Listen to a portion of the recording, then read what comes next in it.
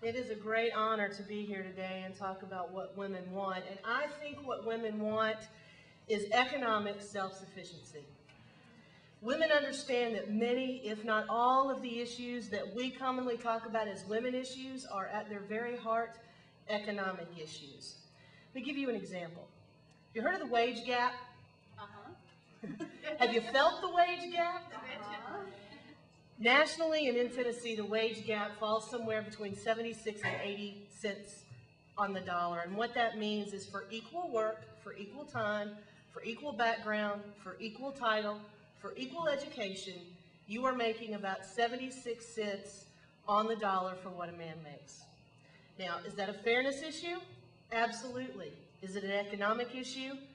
Equally important. Let's think about how Tennessee is funded. Sales tax important? You think closing that wage gap might make a difference to Tennessee's resources? And think about this, 80% of the buying decisions in the United States of America are made by women. That's right. You think that wage gap wouldn't change the way that we look at the purchases that we make and affect our overall national economy? Absolutely it would. So while we can talk about wage gap as far as numbers and cents and what we make and what we take home and how we use it, I also want you to think about this. We're not just talking about lower income wages. We're talking about all the way at the top. There was a very recent article, last week in fact, in the Fortune magazine online about the highest paid women and men CEOs.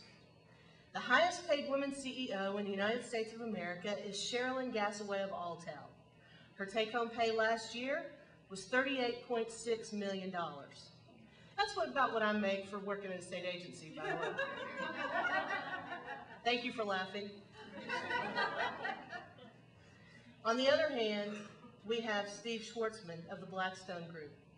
His annual salary last year was $350.7 million. Now, while we all were saying, wow, you go Sherilyn with your $38 million a year, Mr. Schwartzman, who is the #1 paid man in America, CEO in America, according to Fortune.com, makes over 9 times what Ms. Gassaway makes. But it's not just about take-home pay. Nationally, studies indicate that fewer than 15% of corporate boards have seats filled by women. In Tennessee, a state that I'm very proud to call home, we made half that mark. 7.3% of the public-owned companies in Tennessee have seats filled by women.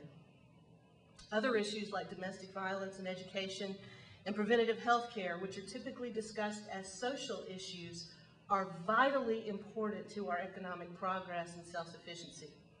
The economic costs of domestic violence alone are staggering.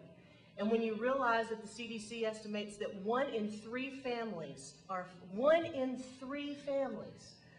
affected by domestic violence, just think about the amount of money that we're talking about. It's great that we're here at Vanderbilt's campus, and thank you, Stacy, for welcoming us all here.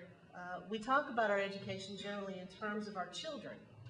We talk about programs for our kids to make sure they can read and write, and all of that is vitally important.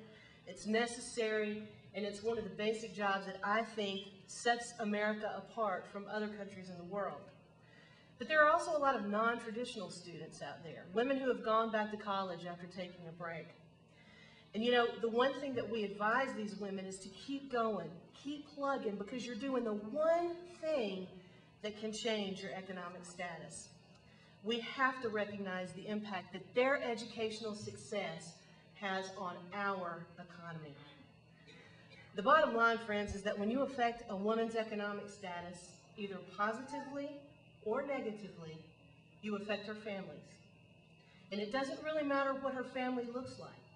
She may be taking care of her parents at home. She may be taking care of her children.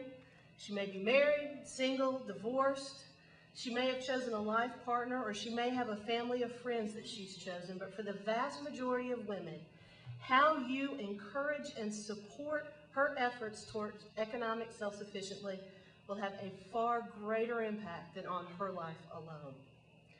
A couple of years ago, I had the opportunity to participate in an event here in Nashville for women, and we had some posters up that talked about economic indicators in women in Tennessee. And there was a woman who just stared at one fact, and it was the median income for Tennessee women at that point, which was around $27,000. And she stood there just staring and staring and staring, and finally I could get away from our booth, and I went up and struck up a conversation with her, and she said, you know, I work 2 jobs, and I don't make near $27,000. And I said, I know, it's tough, and you're not the only person who I hear that from. And she said, but I'm doing something about it.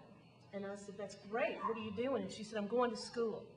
And I said, that is exactly what we would tell you to do to increase your earnings opportunities, because we know that a high school dropout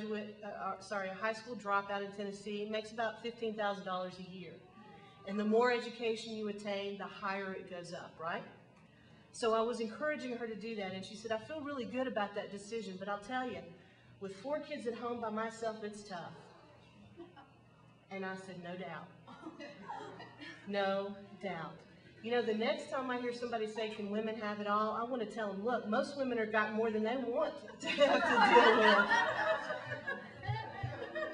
And that woman is a perfect example, and you can find her in every city, in every community, in every place in this great state. Economic self-sufficiency may be a dream for some and a goal for others, but if we're going to move our country ahead, we have to pay attention to women's economic issues. Women make up more than 50% of our population. Women out-register and out-vote men. Women will soon make up more than 50% of our labor force. According to the U.S. Department of Labor, by 2014, more than 50% of the United States labor force will be women. Women generally have a longer life expectancy than men. Women, in Tennessee at least, make up more than 50% of the enrollment in our state's universities and colleges. I don't think it's asking too much that women's voices are heard more than 50% of the time. Thank you all again for having me. It's a great event. Thank you very much.